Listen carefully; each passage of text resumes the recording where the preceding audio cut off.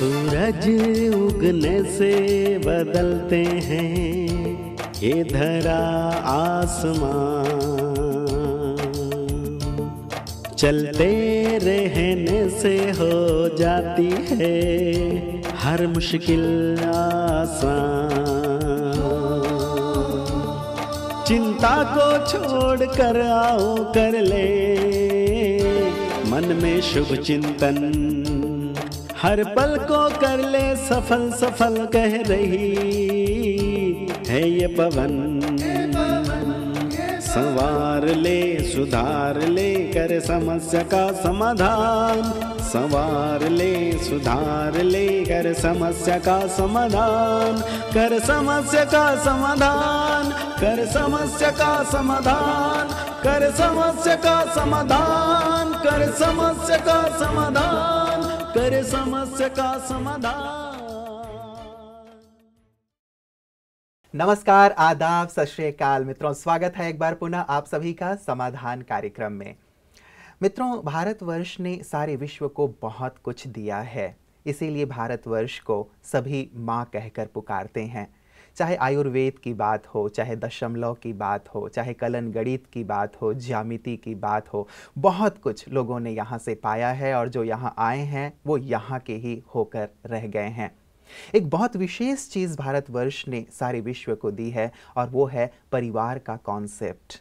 परिवार कैसा होता है, परिवार की आवश्यकता क्यों होती है, ये भारतवर्ष ने ही सारे विश्व को सिखाया है। लेकिन विडंबना ही है या दुर्भाग्य ही है कि जिस देश ने सारे विश्व को परिवार की परिभाषा सिखाई है, आज वहीं परिवार टूट रहे हैं। बहुत ही दुखद बात है। कैसे परिवारों को टूटने से बचाया जाए, क्या हो सकता है इस समस्या का समाधान, इसी पर हम लगातार चर्चा कर रहे हैं आदरणीय सूर्य भाई जी के साथ। आइए आज भी इस चर्चा को हम आगे बढ़ाते हैं और अभिनंदन करते हैं आज की कड़ी में आदरणीय भ्राता जी का। भ्राता जी, आपका बहुत बहुत स्वागत और अभिनंदन। Thank you.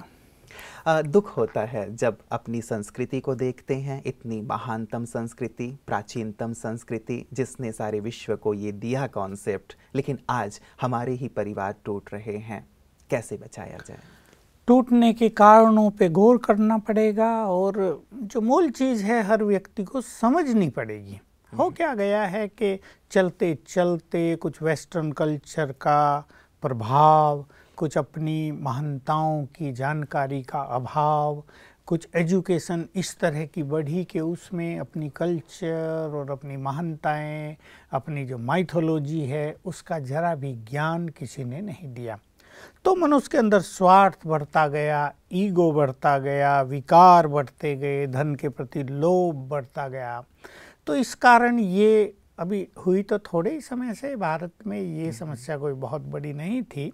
मैं इसका विकराल रूप मात्र 10-12 साल से देख रहा हूँ, अनुभव कर रहा हूँ, जबकि बहुत सारे ऐसे केसेज हमारे पास आने लगे हैं कि परिवार जहाँ बहुत अपनापन होता था मनुष्य में, कि एक नारी ने जब उसकी शादी हो गई, जो उसका पति हो गया, वो फाइनल, बस नारी को दूसरी शादी करनी नहीं है, एक उसका पति है, वही उसका परिवार है, उसमें उसको सेट होना है। अब क्या हो गया, कहीं ना कहीं लोभ हुआ तो लड़की के माँ बाप भी इसमें कहीं कहीं गलत भूमिका निभाते हैं, कहीं कहीं ससुराल वालों की गलत भूमिका होती है, कहीं कहीं उसके अपने संस्कारों की अहम की गलत भूमिका होती है। इन चीज़ों के कारण परिवारों में ये बिखराव देखने में आता है। तो बस सबसे पहली चीज़ जिसको हम अपने सभी भाई बहनों को, लड़कियों को, उनके पतियों को कहना चाहेंगे, लाइफ इज़ इम्पोर्टेंट। और जीवन कोई 1-2 दिन का खेल नहीं है, ये लंबी यात्रा है। इस पर हम कुछ अपने जीवन में कुछ नियम जैसे बनाकर चलें कि हम टकराव की स्थिति पैदा नहीं करने देंगे और हम बहुत मिलजुल के करेंगे। मुझे एक बात याद आ गई, जब हमारा पहला डेलीगेशन विदेश में गया 1971 में, तो एक बहुत सुंदर बात वहाँ अनुभव में लोगों ने सुनाई। जो 5 हमारे भाई बहनें गए थे, वो किसी देश में जा रहे थे, तो टैक्सी में जा रहे थे ना, तो टैक्सी में कोई और भी बैठा था, वो बात कर रहे थे, इनको इंडियन देख के बात कर रहे थे कि देखो इंडिया में माताएं मोटी मोटी हो जाती हैं तो भी अपने पतियों को छोड़ती नहीं हैं। क्या है यहाँ? हमारे देश में जरा कुछ गड़बड़ हो जाए तुम अलग हम अलग, ये मोटी हो गई अब हमारे काम की नहीं, भागो। तो वो सुना रहा था कि लोग चुपचाप, वो अपनी भाषा में बात कर रहे थे पर इनमें से कोई एक उनकी भाषा समझते थे कि भारत में क्या है, ऐसा क्या जादू है कि यहाँ सेपरेशन नहीं होते, यहाँ लोग एक दूसरे को इस तरह तलाक देते नहीं हैं, बहुत प्यार से रहते। हमने जब ये बात सुनी हमें बड़ी खुशी हुई, और तब हमें ये पता नहीं था कि तलाक क्या होता है, इतनी बुरी चीज़ है। ये शब्द ही हम लोगों के लिए नई चीज़ थी क्योंकि भारत में इतना ज़्यादा था नहीं। तो वास्तव में इसको रोकने का प्रयास करना चाहिए। हमारा ईश्वरीय विश्वविद्यालय भी ऐसी बहुत अच्छी शिक्षाएं सबको दे रहा है, और बहुत परिवारों के हमारे पास भी अनुभव हैं जो टूटने से बचे हैं जब उन्होंने ज्ञान और योग सीखा। तो कई धारणाओं की इसमें ज़रूरत होती है जिसकी हम चर्चा करते रहते हैं। बिल्कुल। भ्राता जी, कई बार कहीं ऐसा नहीं लगता कि वैचारिक जो मतभेद हैं वो कहीं एक प्रकार से कारण बन जाते हैं कि अब एक विवाहित होकर के लड़की आई, पति के विचार अलग हैं, पत्नी के विचार अलग हैं, और कई बार ये विचार वैचारिक मतभेद जो हैं बहुत ज़्यादा बढ़ जाते हैं, तो ये भी कहीं ना कहीं सेपरेशन के कारण बन जाते हैं। बिल्कुल, ये एक पहला कारण हम इसको कहेंगे। अब क्या है कि लड़की एक घर में पली है, वो 20 साल 22 साल या 25 साल जितने साल भी मैरिज से पहले उसने बिताए हैं, उसके संस्कार, वहाँ का व्यवहार, वहाँ क्या था, सब कुछ बचपन से उसको क्या सिखाया गया, माँ बाप ने उसको क्या संस्कार दिए, ये सब लेकर वो एक नए परिवार में आई है। अब दोनों बातें हैं कि जिस परिवार में आई हैं वो उसको कितना एक्सेप्ट करते हैं, दूसरा वो सबसे कितना मिलती है, उसके अपने संस्कार विचार, यहाँ के अपने संस्कार विचार। और जैसा हम पहले चर्चा कर रहे थे कि सब लोग अब बहुत एजुकेटेड हो गए हैं, तो सब में कहीं ना कहीं ईगो, जिसकी जिस तरह की एजुकेशन है, जैसा जिसका संग रहा है, वैसा वैसा उसके विचारों का, संस्कारों का निर्माण हुआ है। अब दो ऐसे व्यक्तित्व का मिलन है जिसमें कहीं कहीं संस्कार बहुत अच्छे भी होते हैं तो कहीं कहीं बिल्कुल विपरीत भी होते हैं। बहुत जगह देखने में यह आता है कि पति अगर बहुत तेज तराक है तो पत्नी शांत मिली, कहीं पत्नी तेज तराक है तो पति शांत मिला, तो ऐसे में बात बन जाती है। लेकिन जहाँ दोनों हाई फाई मिले वहाँ खेल बस बिगड़ता ही रहता है।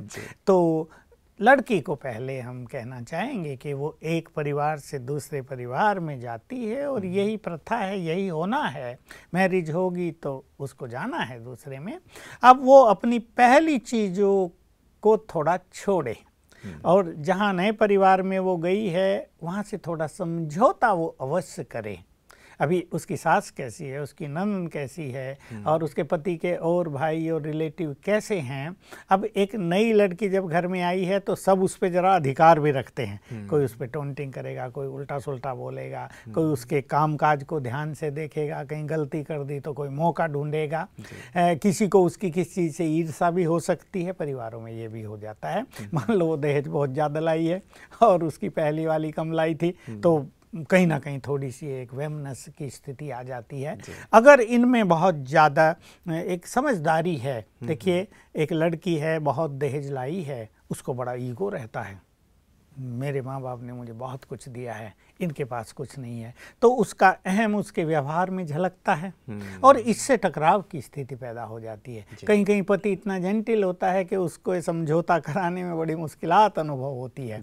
तो ये होना चाहिए कि जब वो बहुत कुछ ले आई अपने परिवार में, एक पहलू पर हम बात कर रहे हैं, अब वो यहाँ आ गई है, कम लाई या ज़्यादा लाई, परिवार वालों को भी उन्हें स्वीकार कर लेना चाहिए और उसको भी इसका ईगो बिल्कुल नहीं रखना चाहिए। मतलब याद ना दिलाती रहे कि मैं क्या क्या लेके आई हूँ। ये बहुत एक सुंदर चीज है और कईयों में ये कमी देखने में आती है कि वो सदा ही उस ईगो के सहित जीवन जीती हैं कि मेरे बाप ने तो मुझे ये सब कुछ दिया है ना, तुम्हारे पास क्या था। कभी कभी ऐसा भी हो जाता है वो बेचारे साधारण हो और उन्होंने उनका घर भर दिया हो, लेकिन एक समझदार व्यक्तित्व ये है कि वो ये जानकर खुश रहे कि हमारे माँ बाप ने यहाँ सब कुछ दिया तो सब सुखी हो गए, तो सबके सुख में हमारा सुख है, तो एक बहुत अच्छा प्रेम का माहौल रहेगा। बल्कि उसको ये भावना रहे कि जो लाई हूं ना मैं, वो आप सबका है, मेरा थोड़ा ही। अगर वो ऐसी बातें सबसे करे तो देखो कितना माहौल कितना सुंदर हो जाएगा। मतलब बात थोड़ी से व्यवहारिक परिवर्तन की है, बात वैचारिक परिवर्तन की है। एक पहलू आपने कहा प्राता जी, चलो बहुत ज़्यादा दहेज लाई है, ईगो है, और वो यहाँ पे बार बार उस बात का जिक्र कर रही है। और दूसरा पहलू ये भी होता है कि दहेज बहुत कम लाई है। अब ऐसी कंडीशन में उसको बहुत ज़्यादा सुनना पड़ता है कि कुछ लाई नहीं, तेरे माता पिता बहुत गरीब परिवार के हैं। ऐसे में बेचारी वो कैसे अपने आप को तैयार करे? बिल्कुल, इसमें उसको काफ़ी सहन करना पड़ता है। मेरे पास ऐसे केसेस जाती हैं कि परिवार के सारे लोग कमेंट्स करते ही रहते हैं, टोंट करते ही रहते हैं, तुम गरीब घर में पली हो, तुमने क्या सीखा है, तुम्हारे संस्कार भी ऐसे ही होंगे, तुम्हारी माँ भी ऐसी होगी, वो भी कुछ नहीं लाई होगी। बहुत भारी बात हो जाती है। दहेज वाली बात तो चलिए एक पहलू है, लेकिन माता पिता पे जहाँ बात आती है कि तुमको कुछ सिखाया नहीं है या तुमको कुछ भी संस्कार नहीं दिए हैं, तो ये उसके लिए बहुत कठिन हो जाता है वहाँ फिर एडजस्ट करना। अब क्या करना चाहिए इसमें कि जिस ससुराल में वो आई है, उन्हें एक बात ध्यान रखना चाहिए कि एक सुशील कन्या, एक चरित्रवान कन्या, वो सबसे बड़ा धन है। अगर वो बहुत एक्टिव है, उसका व्यवहार बहुत सुंदर है, तो वो सबसे बड़ा खजाना है ना। देखिए, धन संपत्ति, टीवी, ये वो लाई, वो तो कल टूट जाएंगे। किसी के पास ज़्यादा होते हैं, किसी के पास कम होते हैं। उनसे ज़्यादा महत्व है कहीं मनुष्य के जीवन का, उसके स्वभाव का, उसके चरित्र का।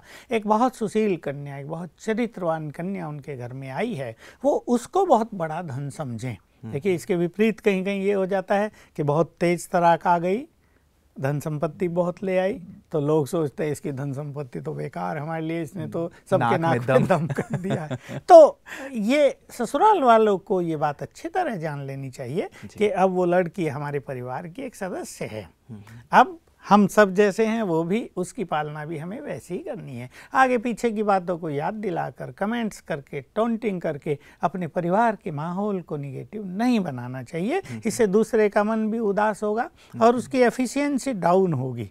वो जो कार्य करती है, जो वो टैलेंट्स अपने साथ लाई है, उसमें गिरावट आएगी, तो एक तरह से परिवार को नुकसान होगा। इसलिए जहाँ ये दहेज आदि कम आता है, वहाँ सास को विशेष रूप से चाहिए कि वो इसे स्वीकार करे। और हमारे पास तो लक्ष्मी, सच्ची लक्ष्मी आ गई है।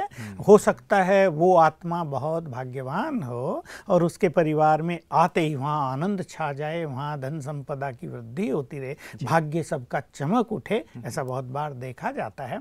और कोई धन संपदा बहुत लेकर आई हो लेकिन उसका भाग्य अच्छा ना हो और उसके आते ही सब कुछ बिगड़ने लगे। इसलिए असली संपत्ति तो मनुष्य है। इस बात को ध्यान में रखते हुए सबको उसको प्यार देना चाहिए, सहयोग देना चाहिए। जी, बात तो रहता जी हम लोग दहेज की कर रहे हैं कि चलिए वो ज़्यादा लेके आई या कम लेके आई, लेकिन सारा तबका या एक बहुत बड़ा तबका ये मानता है कि दहेज ही वास्तव में मूल कारण बन जाता है इस प्रकार की समस्याओं का। तो आप क्या कहेंगे कि दहेज का जो ये लेन देन है, क्या ये होना चाहिए विवाह में? अब देखिए, ये कहना तो बिल्कुल सरल है कि नहीं होना चाहिए, जैसा कि लोग कह देते हैं, लेकिन एक माँ बाप भी ये चाहते हैं वो अपनी बच्ची को बहुत कुछ दें। चलो, लेने वाले न भी काम ना रखें, लेकिन माँ बाप का ये प्यार, और जैसे बच्चे, लड़के उनकी संपत्ति के अधिकारी होते हैं, आजकल तो लड़कियों को भी दे दिया गया अधिकार, तो माँ बाप ये चाहते हैं हम अपनी लड़कियों को भी कुछ दें, ताकि हमारी लड़की का ससुराल में सम्मान भी बढ़े और वो खाली न जाए। सब कुछ अच्छा लगता है। देने की भावना भारत में एक बहुत बड़ी चीज़ है, लेकिन देने में जो कंपटीशन होता है, देने में जो दिखावा होता है, या देने में कहीं ना कहीं जो ईगो की फीलिंग्स पीछे होती है, इससे मुक्त होकर यदि एक नॉर्मल रूप से दिया जाए तो उसमें कोई हर्जा भी नहीं है, लेकिन इसको लोभ लालच का रूप न दिया जाए। बिल्कुल, मतलब चाहना ना हो, डिमांड ना हो कि इतना मिलेगा तभी हम शादी करेंगे। या कई बार ये सुनने में आता है कि बार बार डिमांड किया जाता है ससुराल वालों की तरफ से कि तुम अपने परिवार से इतना इतना लेकर के आओ, और नहीं लाती है तो कई बार हमें बहुत ही दुखद घटना सुनने को मिलती है। तो इस प्रकार की लोभ की स्थिति, चीज़ों को ख़त्म कर देना चाहिए। अभी ये सुनने में ही आता है कि सास ससुर बार बार कह रहे हैं कि इतना लाओ अपने परिवार से। अब लड़की जानती है हमारा परिवार गरीब है, वो उनको बेचारों को कहना भी नहीं चाहेगी, उन पर दबाव नहीं रखना चाहेगी, तो इसमें ये बुरी केसेज, कोई सुसाइड करता है, ये जो कुछ भी आजकल हो रहा है वो होते हैं। तो दहेज ठीक है, उसमें लोभ लालच नहीं होना चाहिए और ये एक सम्मान की बात है, लेकिन मूल बात ये है कि इस आधार से परिवारों को तोड़ना नहीं चाहिए। बिल्कुल। लता जी, कुछ प्रश्न हमारे पास हमारी चर्चा को सुनकर के आए हुए हैं। इनमें से पहला है, रागिनी शर्मा जी ने हमें फ़ोन किया था। ये कहती हैं कि मेरे ससुराल वाले नौकरानी की तरह मुझसे काम लेते हैं, व्यवहार करते हैं। मेरे पति भी मुझसे नौकरानी की तरह ही पेश आते हैं। मैं पढ़ी लिखी हूँ, सोचती हूँ कि क्यों ना जीवन भर इनकी चाकरी करने की बजाय डिवोर्स लेकर स्वतंत्र रूप से अपनी पहचान बनाऊं। क्या करना चाहिए? देखिए, इसकी बात तो कहीं ना कहीं सत्य है ही, क्योंकि कोई व्यक्ति अपने आत्मसम्मान को ठेस लगता हुआ देखकर बार बार देखे, रोज रोज देखे, सहन नहीं कर पाता है। सबसे बड़ा मनुष्य का आत्मसम्मान ही होता है। तो वास्तव में रागिनी के जो ससुराल वाले हैं उनकी बहुत बड़ी गलती है। उनको उनसे मानवीय व्यवहार करना चाहिए, बल्कि हम तो ये कहते हैं नौकरों से भी नौकरों जैसा व्यवहार नहीं करना चाहिए। हमने कितने परिवारों में ऐसे नौकर देखे कि परिवार वाले मालिक उनको नौकर समझते ही नहीं, और सदस्य की तरह वो परिवार में ऐसे घुल मिल गए हैं जैसे वो उनके बिल्कुल अविनाशी अंग बन गए हैं। कितना मज़ा आता है, वो फेथफुल रहते हैं, ये सारा घर उन पे छोड़ के जाते हैं, वो सारा काम काज निपटा देते हैं, तो कितना अच्छा रहता है। नौकरों से भी नौकरों जैसा व्यवहार न हो, सम्माननीय व्यवहार हो। वो कुछ गलती भी करें, प्यार से उसको करेक्ट किया जाए, तो फिर भला जो अपने हैं उनसे तो ये व्यवहार कहीं भी मान्य नहीं हो सकता। उनको अपना व्यवहार बिल्कुल ठीक कर लेना चाहिए।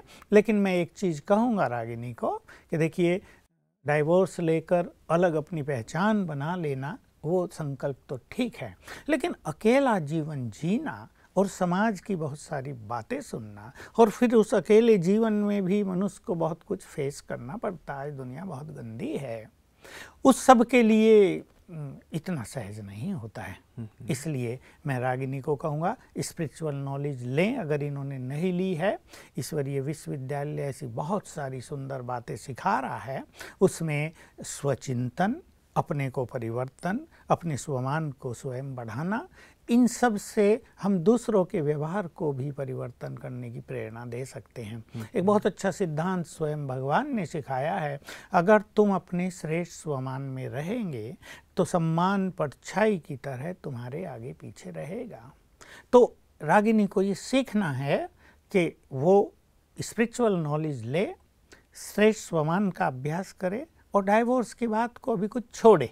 पहले अपने स्वमान को बढ़ाए और फिर देखे कि वो अपने स्वमान के द्वारा उन आत्माओं को गुड वाइब्रेशंस देकर, उनके लिए शुभ भावनाएं पैदा करके कैसे उनको बदल सकती है। और ये संभव है कि दूसरे का व्यवहार पूरी तरह बदल जाए, क्योंकि हमारा स्वमान दूसरों के व्यवहार को बदल देता है।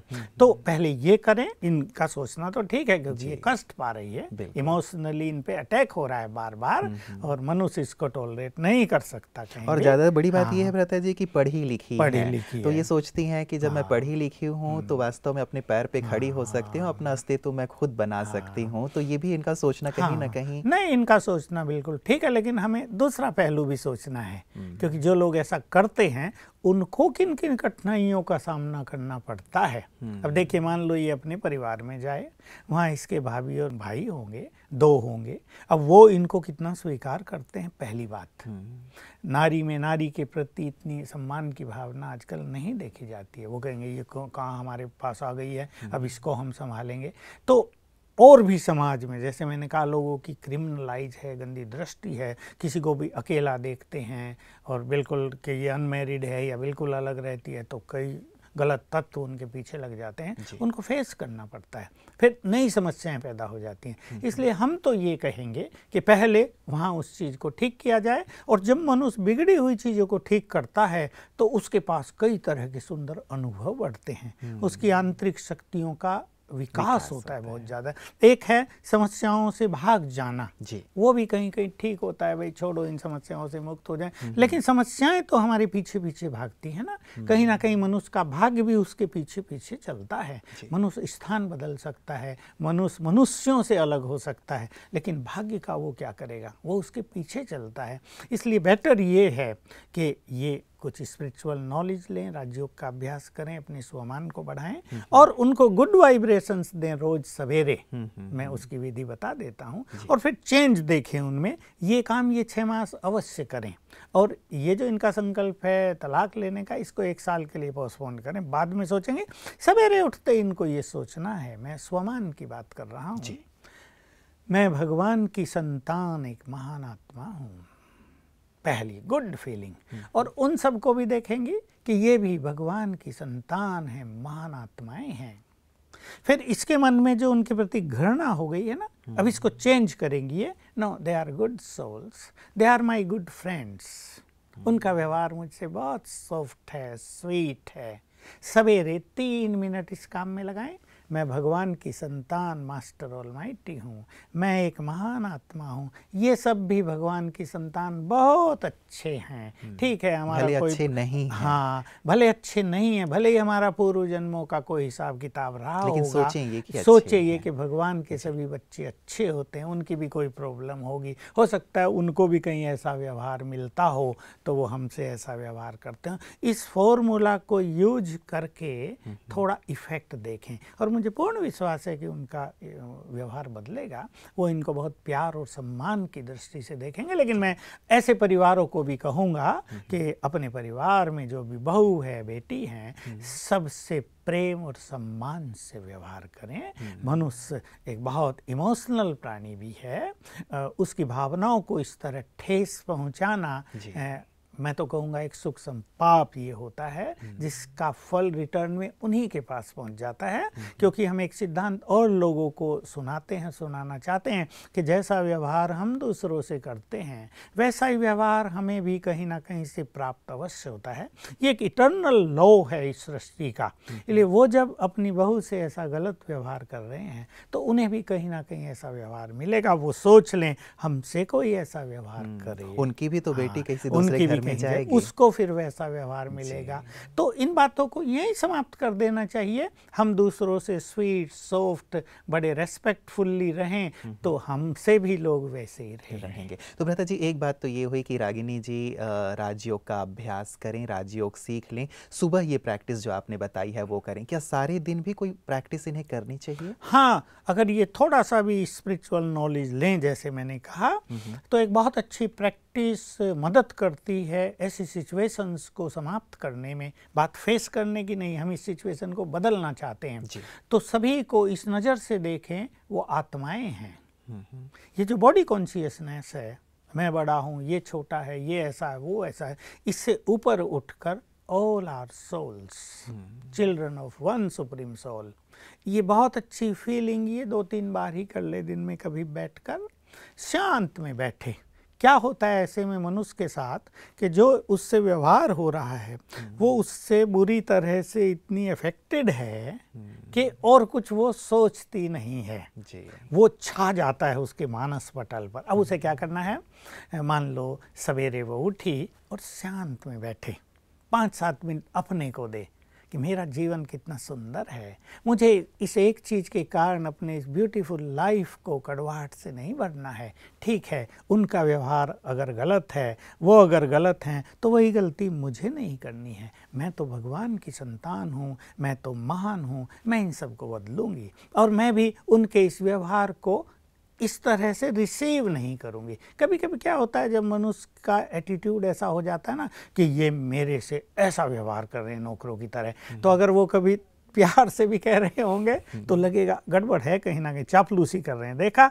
और अगर कुछ गलती हो गई और थोड़ा सा जोर से बोल दिया तो कहेगी देखा नौकरों की तरह व्यवहार कर रहे हैं। तो शांत में 2 बार 3 बार दिन में बैठें, दिन में फिर बैठें, नाश्ता आदि पूरा हो गया, सब काम पे चले गए, फिर सुंदर फीलिंग से बैठें कि मुझे इस सिचुएशन को चेंज करना है। आखिर ये मेरा परिवार है ना, वो भी मनुष्य हैं, वो आत्माएं हैं, सब भगवान के बच्चे हैं, मुझे इन्हें गुड वाइब्रेशंस देने हैं, उनके वाइब्रेशंस, उनका व्यवहार चेंज हो जाए, इस तरह का चिंतन सवेरे करे, दोपहर में कर ले, दोपहर से पहले शाम को एक बार कर ले, तो इसके अपने वाइब्रेशंस बहुत सुंदर हो जाएंगे। और जब मनुष्य के अपने वाइब्रेशंस बदल जाते हैं तो कहीं ना कहीं दूसरे के एटीट्यूड्स, उनके बिहेवियर भी बदलने लगते हैं। बिल्कुल, चलिए हम उम्मीद करते हैं भ्राता जी कि ये 1 वर्ष के लिए अपने इस विचार को पोस्टपोन करें। डिवोर्स की बात तो अलग रही, लेकिन यदि इस प्रकार का एक सुंदर परिवर्तन जीवन में आ जाता है तो सचमुच बहुत ही सुखद हो जाएगा माहौल। और परिवर्तन वैसे भी कहते हैं कि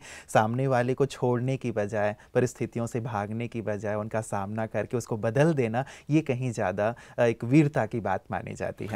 भ्राता जी, मैं अगले आपको प्रश्न की ओर लिए चलता हूँ। ये भी उसी से जुड़ा हुआ है। ये कहती हैं कि शादी के कुछ दिनों के बाद ही मुझे पता चला कि मेरे पति का एक लड़की से अफेयर था और वे उसी से शादी करना चाहते थे, लेकिन परिवार वालों के दबाव में उन्होंने मुझसे शादी कर ली। पर वे इस शादी से खुश नहीं हैं और ना मुझे खुशी दे पा रहे हैं। वे उस लड़की को भी नहीं भूल पा रहे हैं, अब भी उससे संबंध है। क्या करूं? क्या ऐसे में मुझे अलग हो जाना चाहिए? यहाँ भी एक अलगाव की बात है। और ये वाली बात भ्राता जी, कल भी शायद हम चर्चा कर रहे थे कि किसी लड़की के लिए सबसे दुखद बात होती है पत्नी के लिए कि पति का संबंध कहीं और हो। अभी ये आजकल हमारा चारों ओर का वातावरण, स्कूल कॉलेजों का माहौल इस तरह का हो गया है कि बॉयफ्रेंड और गर्लफ्रेंड, ये जो एक कॉमन सी रस्म पड़ गई है भारत में, पिछले 5-7 साल से ही ये ज़्यादा बढ़ी है। और नो डाउट के किसी पत्नी के लिए ये बहुत बुरी चीज़ होती है। और जब वो फ़ोन पर उनको बात करते देख लेती है तो वैसे कोई मनुष्य इसको टॉलरेट नहीं कर पाता। खैर, अभी इसमें डाइवोर्स देने की बात फिर हम कहेंगे, थोड़ा समय इनको पोस्टपोन करना चाहिए।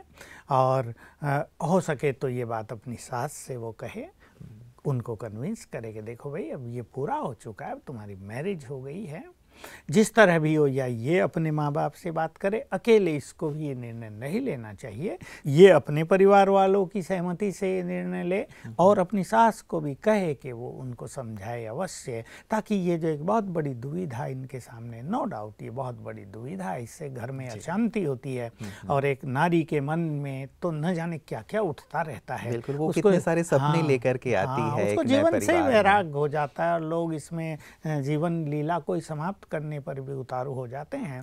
इसलिए मैं इनको भी कहूँगा, वैसे स्पिरिचुअलिटी के प्रभाव से इस निर्णय को अभी जरा पोस्टपोन करे और अपने अच्छे वाइब्रेशंस दे। पहले अपने पति को सुधारने का हर तरह से भरसक प्रयास करे, ताकि इसके मन में भी ये अरमान न रह जाए कि भाई मैंने भावुकतावश ये ऑल ऑफ ए सडन निर्णय ले लिया, सोच समझ के नहीं लिया। तो इस तरह से इनको आगे बढ़ना चाहिए। बिल्कुल भ्राता जी, वैसे ये सचमुच बहुत ही गंभीर सा प्रश्न है, गंभीर सा मुद्दा है, और ऐसे में उन्हें क्या अभ्यास करना चाहिए, इस पे मैं ज़रूर कल आपसे विस्तार में बातें चाहूँगा, क्योंकि मैं समझता हूँ कि बहुत सारे परिवारों में संभव है कि ऐसी केसेस यदा कदा किसी न किसी को सामना करना पड़ता हो। तो ऐसे में कुछ स्पिरिचुअल प्रैक्टिसेस हम आपसे ज़रूर चाहेंगे। आज वक्त हमें इजाज़त नहीं दे रहा है, लेकिन सुंदर प्रकाश कि परिवार को कैसे बचा के रखें, इस समस्या का क्या समाधान है, बहुत अच्छा प्रकाश आज आपने दिया है। आपका बहुत बहुत भ्राता जी शुक्रिया। मित्रों, जैसे ही हम परिवार शब्द कहते हैं तो वास्तव में परिवार कितना मीठा शब्द है, कितना सुकून मिलता है, कितनी शांति मिलती है। कहते हैं पूरी दुनिया भी घूम करके आ जाओ ना, लेकिन अपने परिवार में जो संतोष मिलता है, जो खुशी मिलती है, जो सुकून मिलता है, वो अन्यत्र कहीं भी प्राप्त नहीं हो सकता। लेकिन यदि परिवार में इस प्रकार की कलह की स्थिति यदि हो जाए तो व्यक्ति परिवार से कटा कटा रहने लगता है, वो घर स्वर्ग नहीं रह पाता। आवश्यकता है घर को स्वर्ग बनाने की, और हम अपनी आपसी समझ से घर को स्वर्ग बना सकते हैं। समाधान लगातार आपको ये प्रकाश प्रदान कर रहा है। आप बने रहिएगा, इस सुंदर विषय को हम आगे भी जारी रखेंगे ताकि हम अपने परिवार को सुंदर और सुखद बना सकें। नमस्कार।